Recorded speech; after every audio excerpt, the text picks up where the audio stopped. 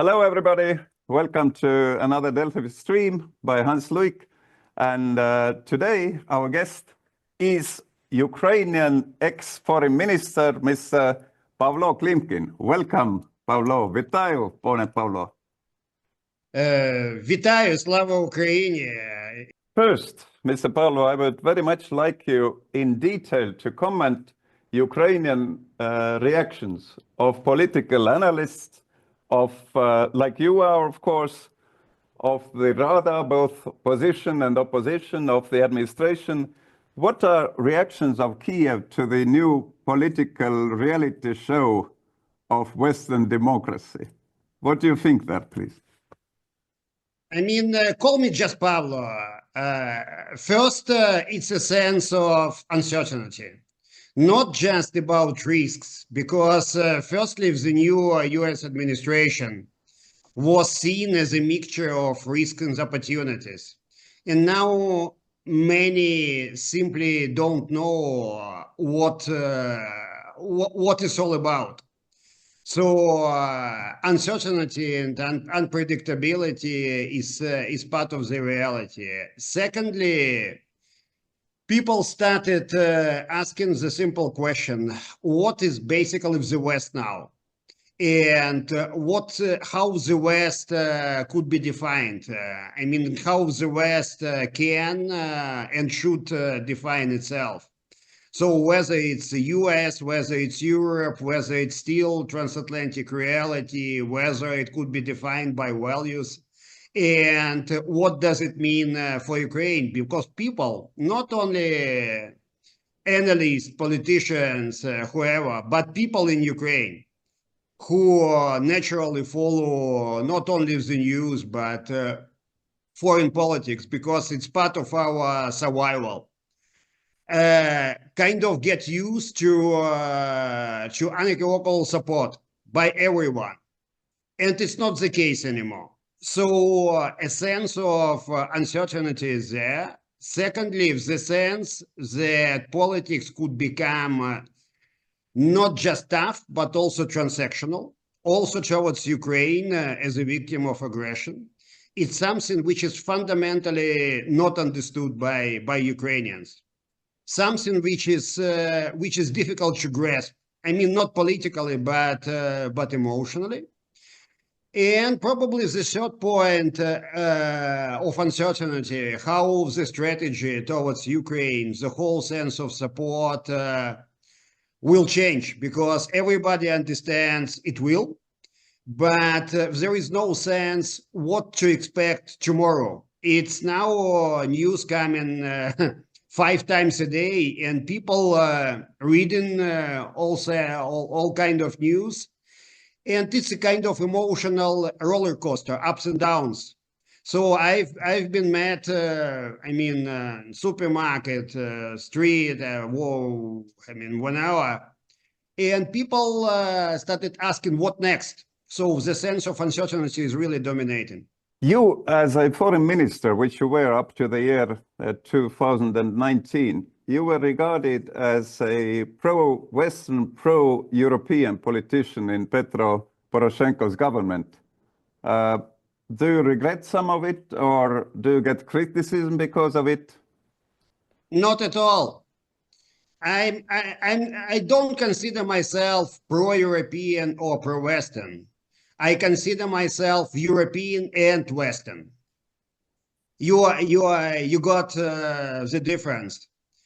I believe, and it's my conviction. It's not my political position as a politician. I believe us Ukrainians are Europeans by mentality, by history, by everything Russia would so much like to renounce in Ukraine. The whole mere fact of our existence, history, language, yes, basically. Of course, you are perfectly right, and we are fully on the same page here. No problem about that. But I will now ask you about particularities of Western democracy. At the time when President Zelensky, the speaker, was not wishing to meet the president of Ukraine, Mike Johnson was referring to some hurricane. He couldn't meet your president.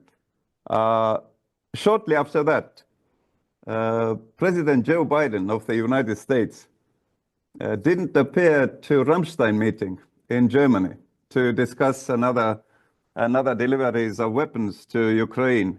He was referring to the hurricane, but it evidently was such a bad hurricane that he even didn't use telco. He didn't use telecommunication conference to participate at this meeting.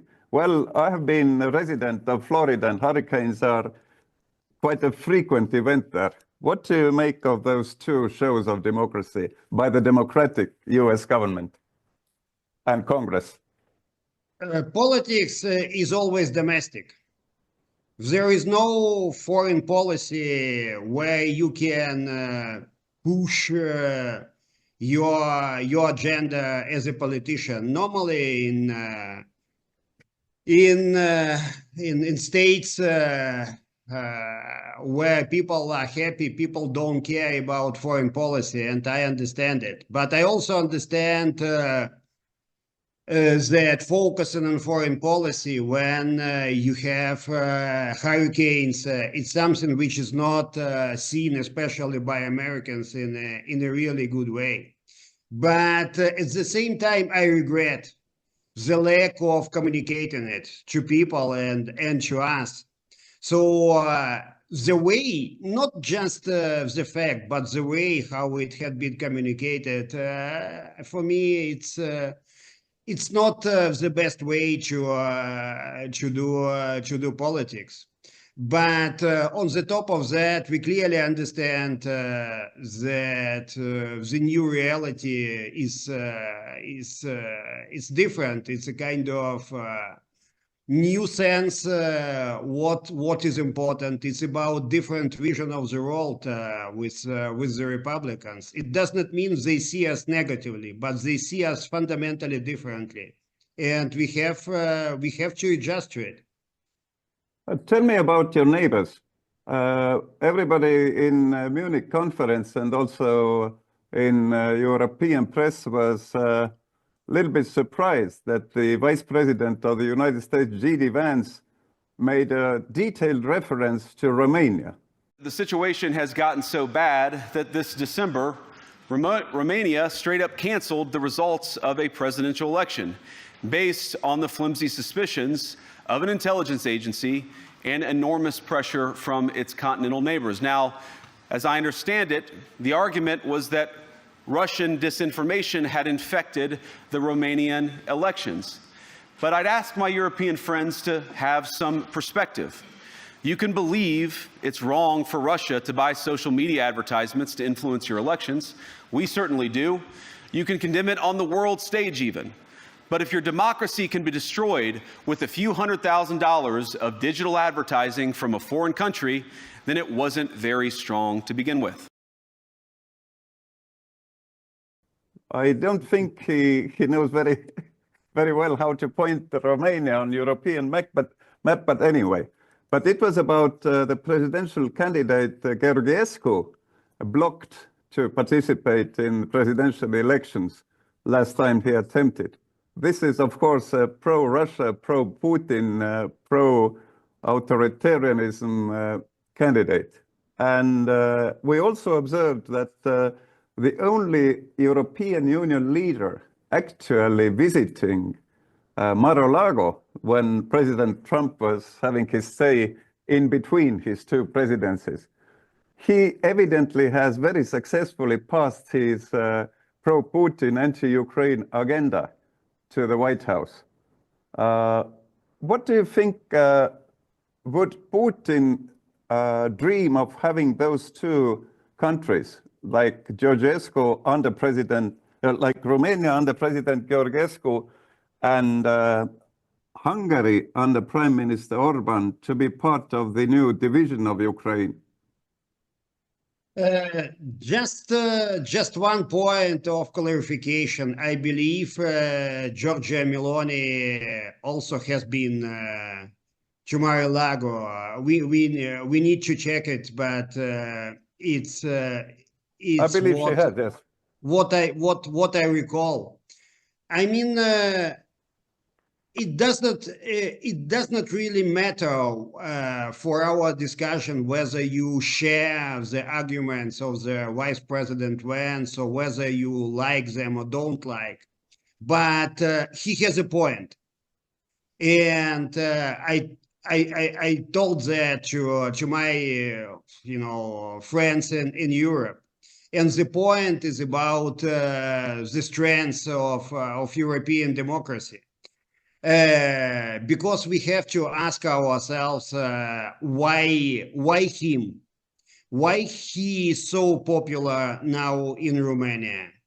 You can explain it with the Russian meddling, but it's part of the answer. What is it? What is another part of the answer?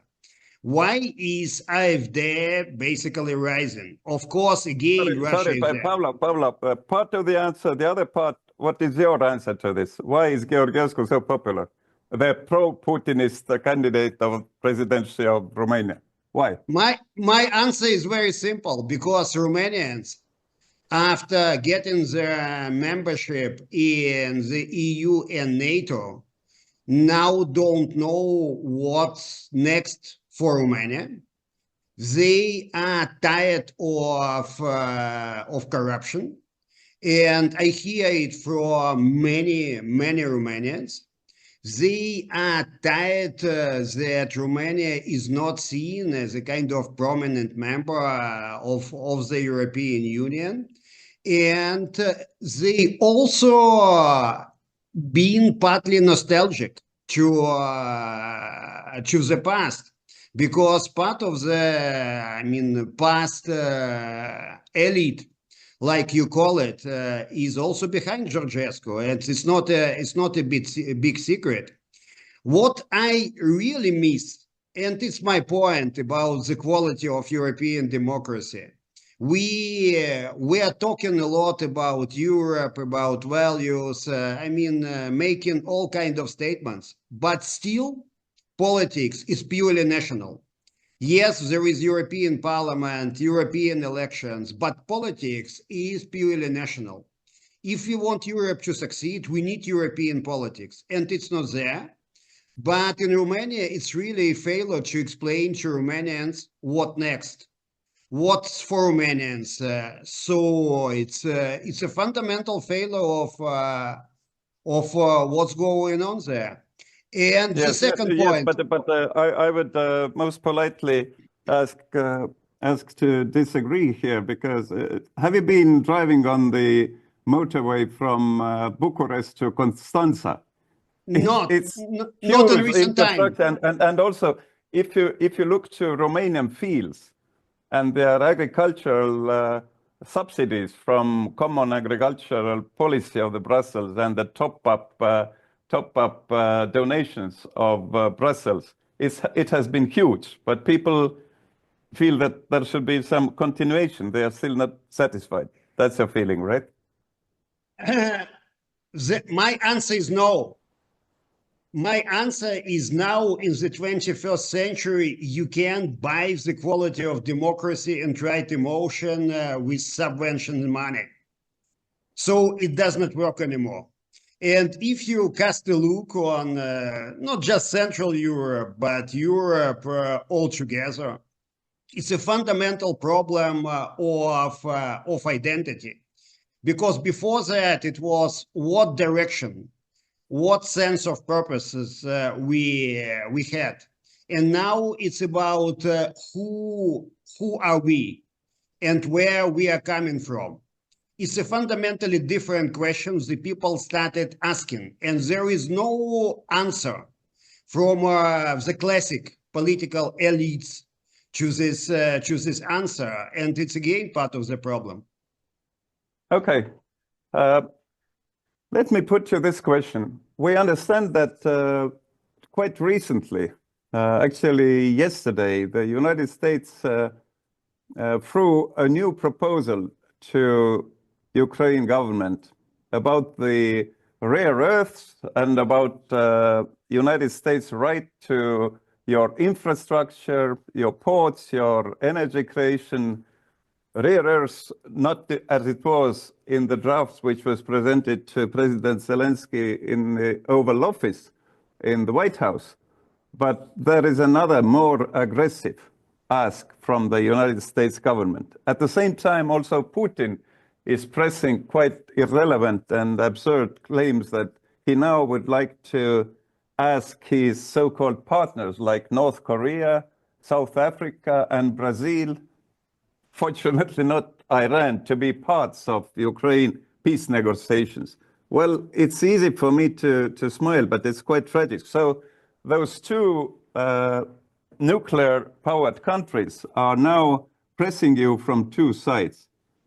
Do you think they want to drive it to the absurd when Ukraine would say that no negotiations with whom whatsoever, or what could be the point of this outright crazy behavior? But it's two fundamentally different type of pushes or pressing, like you said. We are having existential war with the Russian regime, and Putin can keep teasing us up, and we clearly understand whatever his proposal, his fundamental goal is not to have Ukraine at all as such. Whether he comes up with something else, now the negotiations are, of course, between the Americans and the Russians. And it's only the West. And I'm a big fan of the West, as the West having these negotiations together with us. On the American side, it's part of the bigger game. The Americans want to set up a sovereign wealth fund, something which is pretty normal in European countries, for example, in Norway, but it's a new approach. And the sense for the Americans is that, assets in Ukraine and their engagement in assets on Ukraine on the ground is their vision of a sort of security guarantees towards us.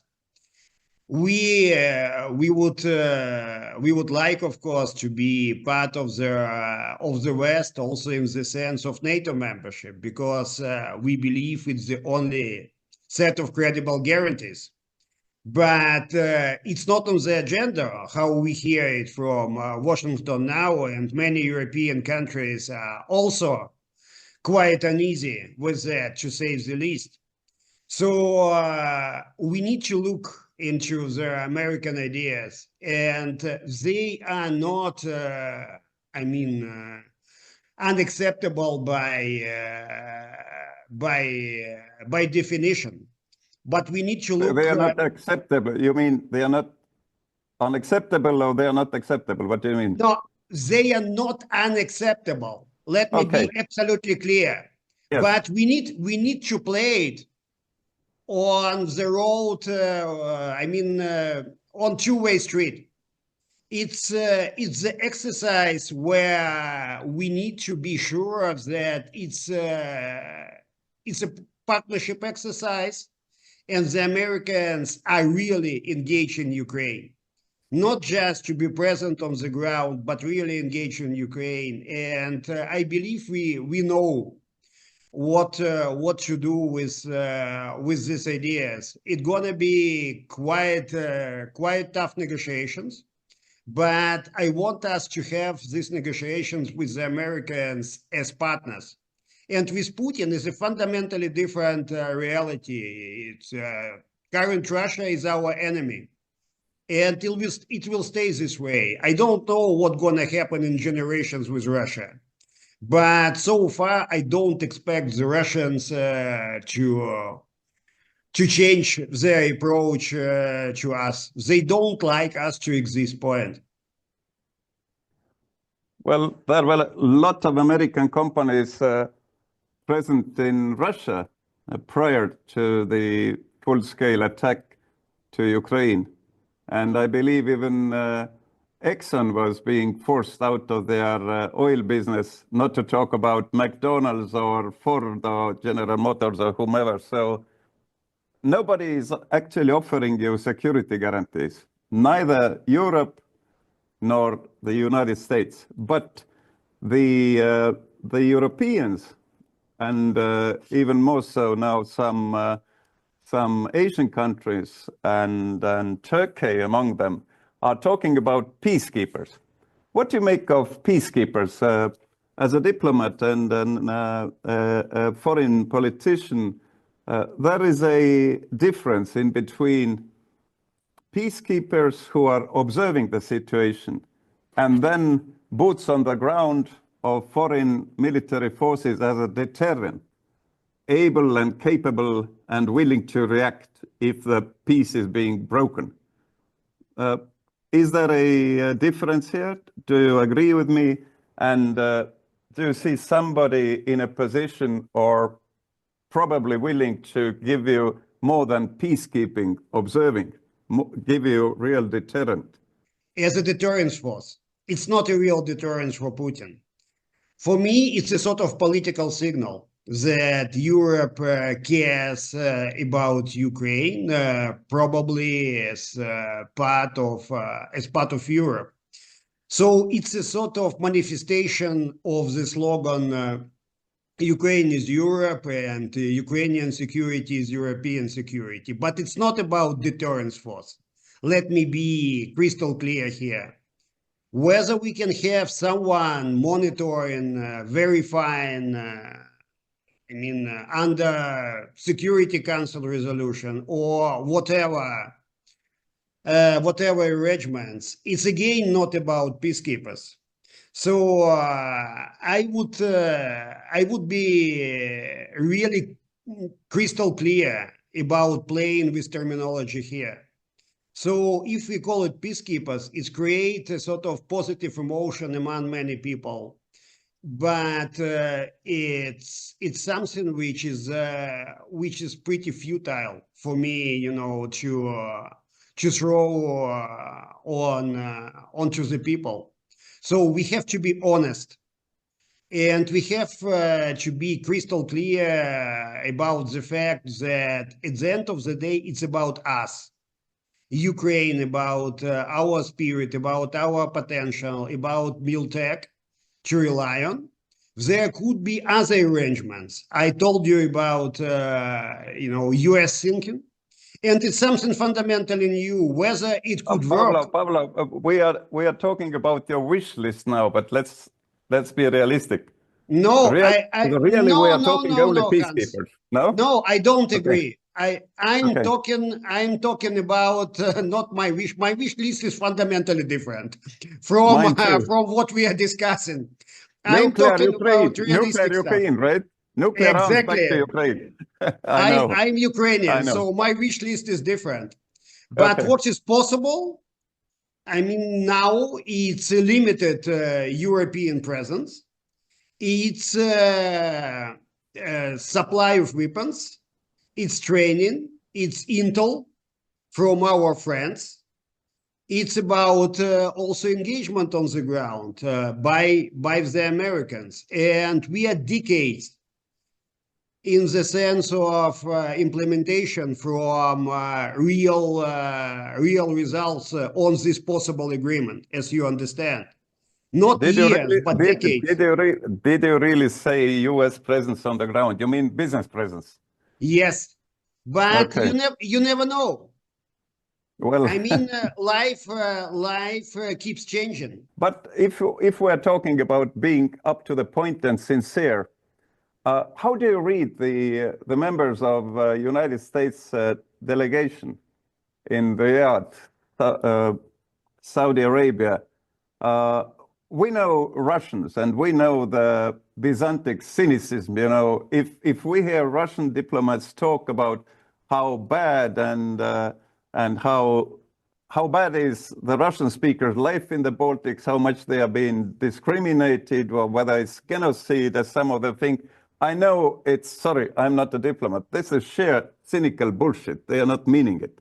does Steve Witkoff mean it that when he says that Putin is not a bad guy or something like that, that he wants peace? The same is constantly being stressed by President Trump.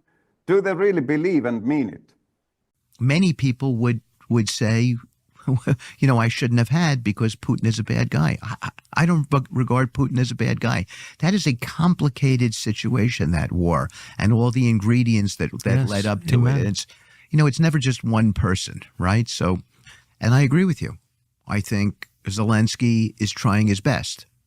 I think he's in a very, very difficult position, but he's up against a nuclear nation. Yes. And he's also up against a nation that has 4 times the population that he has. And so he's got to know that that he's going to get ground down. Now is the best time for him to get a deal done. The Yankees, do they believe Putin? Americans are not stupid. They probably have not enough experience on Ukraine and even Russia. A lot of people in this administration coming from the Middle Eastern or Far Eastern background, but Americans are certainly not stupid. They pretend to change the atmosphere of negotiations, and they believe the entry point into any negotiations is to start look evidently hostile. So it's their logic. And you remember of the story with the resolution discussed, Security Council resolution discussed in New York. Basically, if they did not want to say anything, they wanted to shut up and not to create any emotional and political arguments. But my sense from Washington is that they clearly understand they need a ceasefire, and they need unconditional ceasefire. After this ceasefire, there are gonna be difficult negotiations, and the Americans should be there for us in these negotiations. But I also understand that this administration and the President Trump himself put his credibility at stake in these negotiations, and he could not afford to lose. If he is seen as a kind of loser, it's the end of his political legacy, point. And I'm public with that. So the Americans are clearly not stupid. They understand what the Russians want. But it's important point also to understand they are not playing on our side. They are playing on their side. They want to be on their side, but not the Kremlin side, I think. No, because they pretend to be neutral mediators, but they are not neutral in any way. They see you as a bad guy, and Putin probably not a bad guy. So I believe they are not playing on Putin's part, but they are also not playing on our part. There is a fundamental animosity towards Europe in this administration. We can again discuss different narratives and arguments, but it should take us too much time.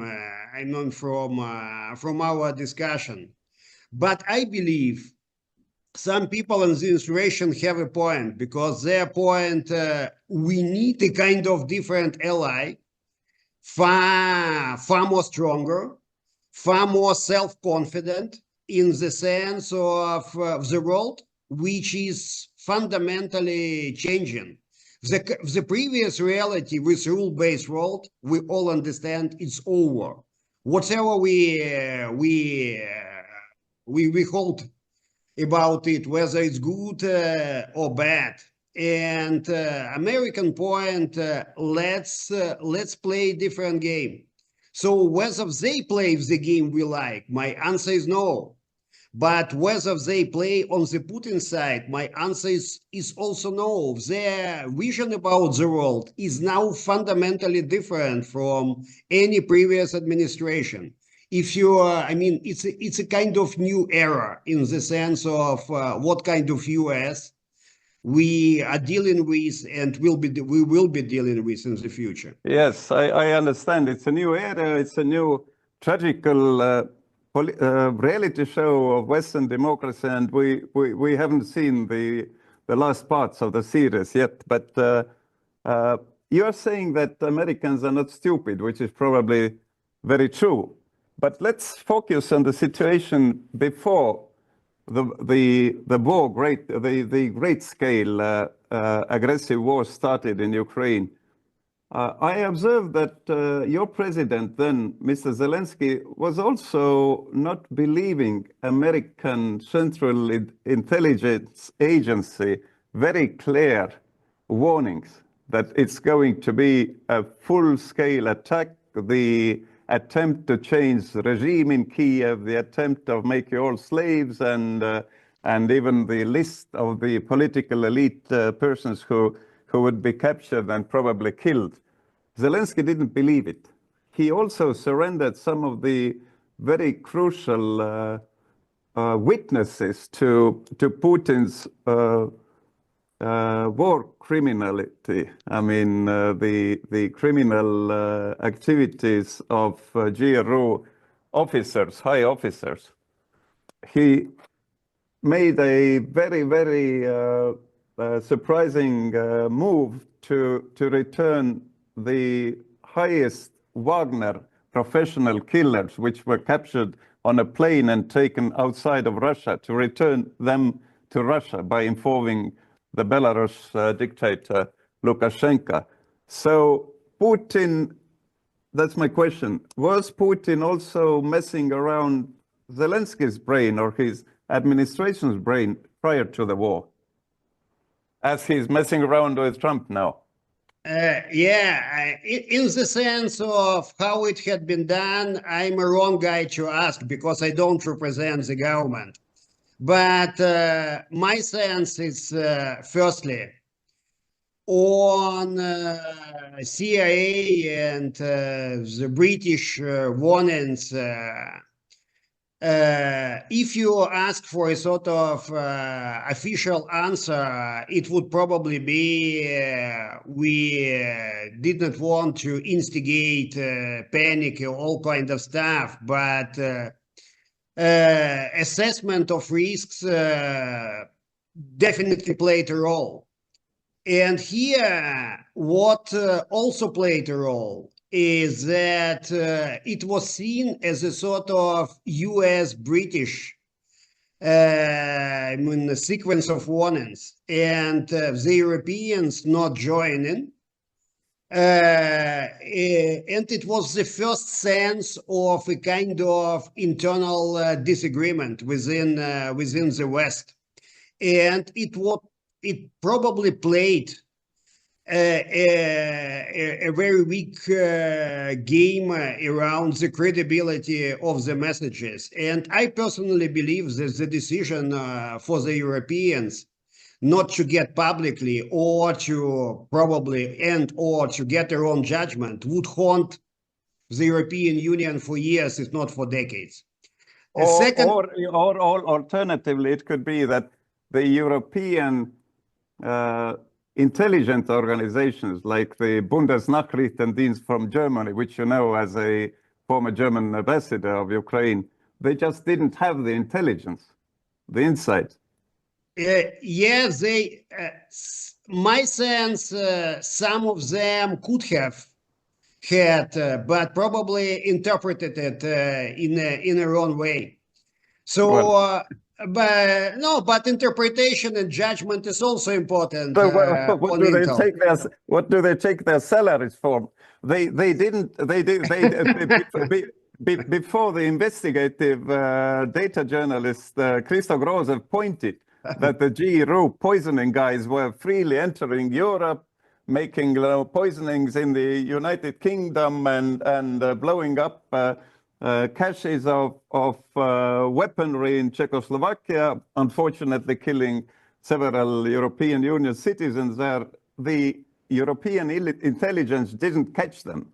The data journalists detected them and then they were gone already. So not such an effective intelligence we have in Europe. Yeah, I mean, I'm not calling for everyone to be fired in Europe, but the issues are there, and it's also a big point, especially now. Before I turn to your questions, because it's important for me to say, with all kind of summits every other week, the European Union is seen by the majority of the world as a joke, as a laughingstock, not just a weak reality. And I'm insulted. That's a joke. I mean, yeah, exactly. And it's basically what I hear from many people who are reasonable. So it's not just about weakness, it's about point of being relevant.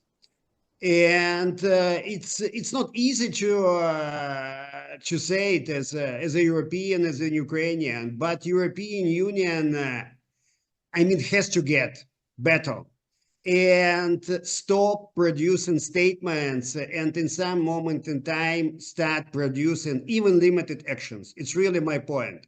Otherwise, it's a point of no return in the sense of European relevance. Let's be really honest about that. And to hear it not just from big non-Western states, but from Africans, from Latin America, it's a very difficult point to handle now. Actions, not statements. Getting back to your questions about Putin kind of having meddled, I don't think so. I don't think that the mentality of our guys could have been sort of meddled, or whatever verb you choose here. Whether Putin tried, for sure. I mean, yes, he will keep trying on.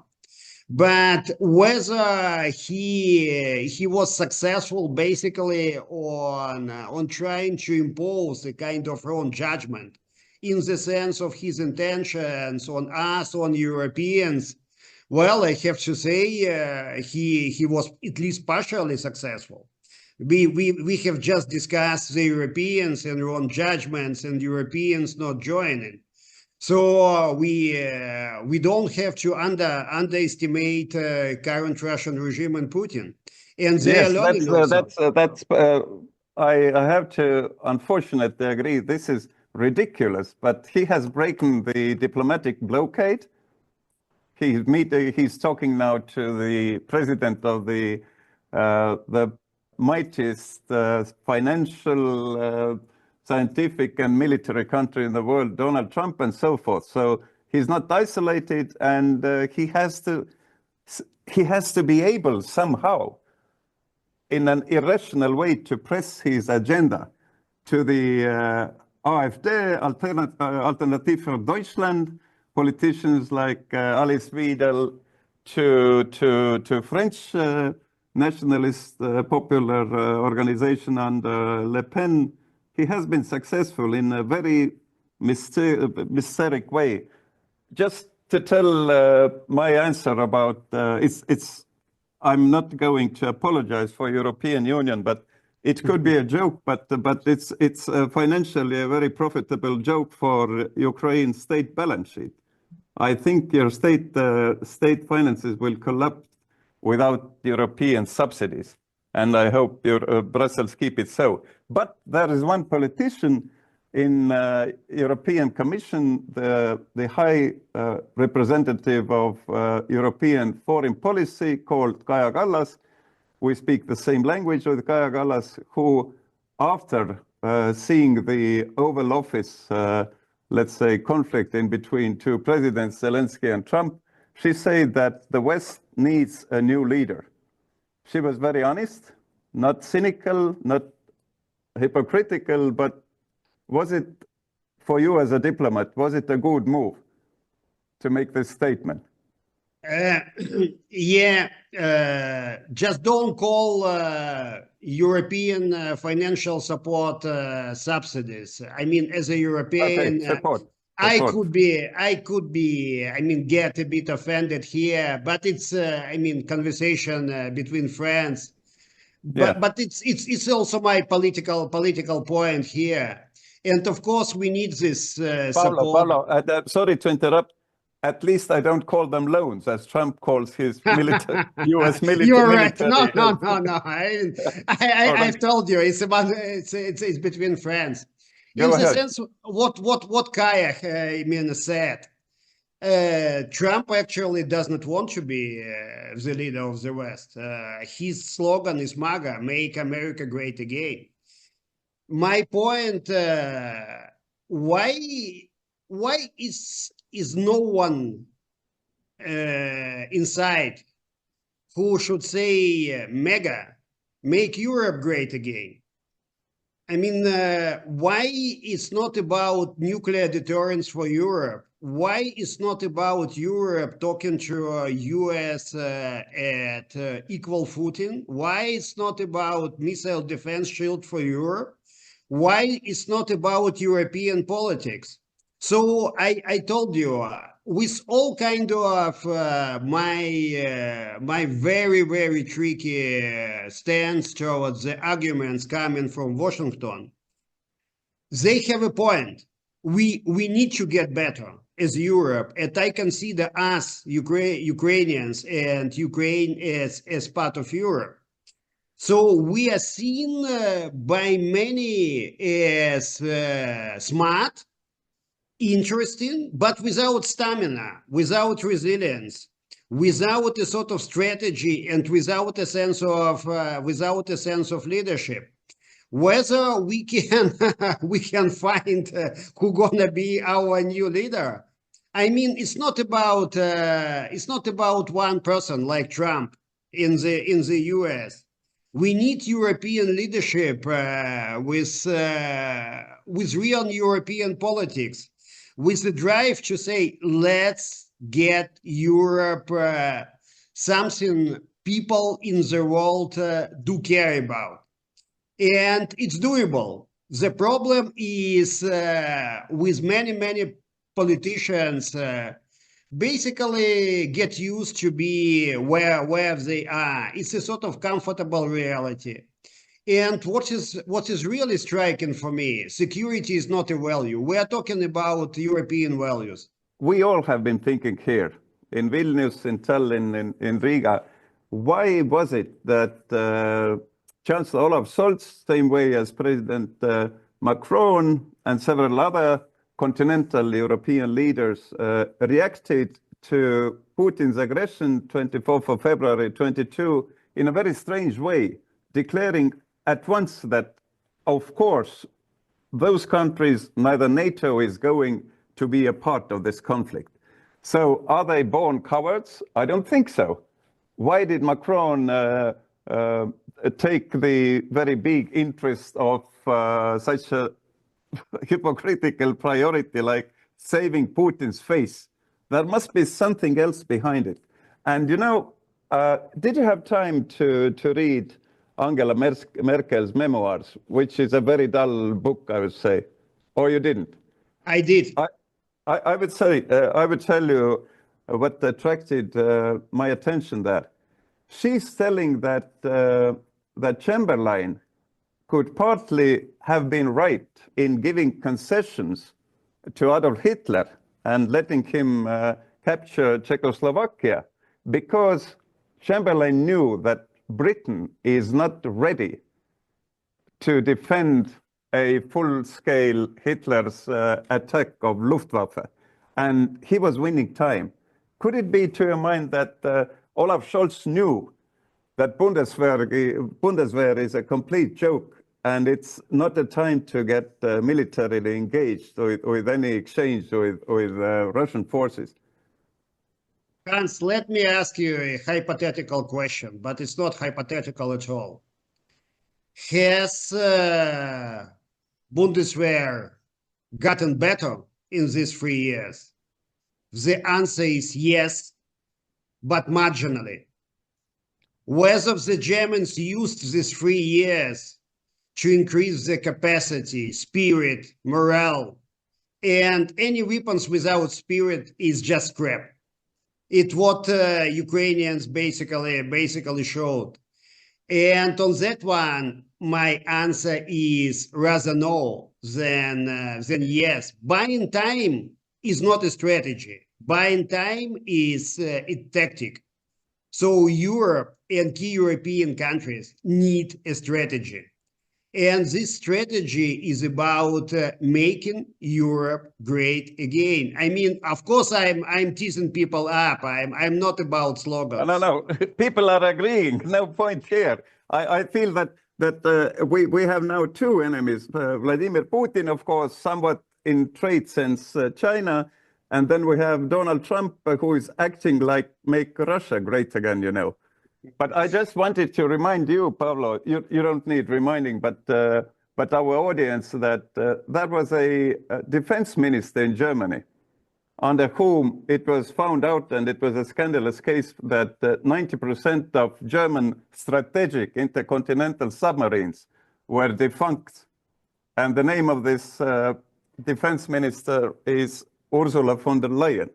So things happen. Okay. I worked with Ursula when she was defense minister. My point is very simple. Europe and key European countries simply need to understand where they want to be and say it honestly and publicly. After that, everything else is about politics, is about tactics, is about financing. But without this honest discussion, nothing is to achieve on European security. From you, I would need to understand Ukrainian politics. At first, are you going to be a part of any elections, parliamentary or otherwise, if those will happen in Ukraine? I don't want to, but if I have to, I will. Okay. And second, do you think the system of government under wartime circumstances, of course, when there is an unconstitutional function of the presidential office under Andrei Yermak, and it's reportedly very big in governing Ukraine, is this something President Zelensky intends to continue even in peacetime, if being re-elected, I mean, as a President Zelensky second time?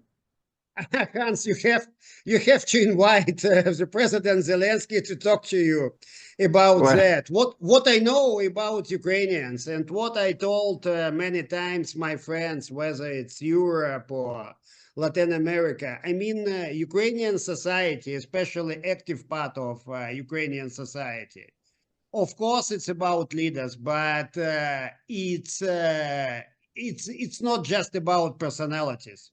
You can't talk to particular personalities in Ukraine to agree kind of deal and tell Ukrainians just take it. It's not gonna happen, and Ukrainians showed it many times. So in order to have Ukraine as your ally, you need to have Ukrainians as your allies. And my sense, after the war, you know, and we still have to win it, they're going to be different Ukraine. They're going to be different constitution. They're going to be different social contract. They're going to be different pattern of our economy, and they're going to be different society. And we have to shape it up. And it's a point of our survival, because if we fail, there going to be no Ukraine, and Putin would willingly change his strategy towards again creating kind of failed state out of Ukraine. So fundamentally, winning the war on the battlefield is not enough for us. It's something which is not really understood by many people. Many people would like to get back to normality. But we will have to win another war after this war, and we should be really conscious of it. It should be part of our DNA. You're right. let me wish you all the possible strength and luck to you, Pavlo, and to all Ukrainians. Thank you for your time. Hans, it was a pleasure. It's you know, it's a special feeling to talk to a friend. And I don't consider this as a kind of interview. I would like our friends in Baltic states and around to know that we know how to value our friends. What you did and what you are doing for us, it's something which is not just appreciated and in official sense. And we all recall how in Stalinist camps, it was actually Ukrainians, Estonians, Lithuanians, and Latvians who fought. So it's something which unites us, and I like it. I would love us to live peacefully. I mean, but if it's about fighting, it's about us. So thanks a lot for that. Very And good. thanks for Thank this you. good conversation. Take care. Thank you. Hans. Дякую.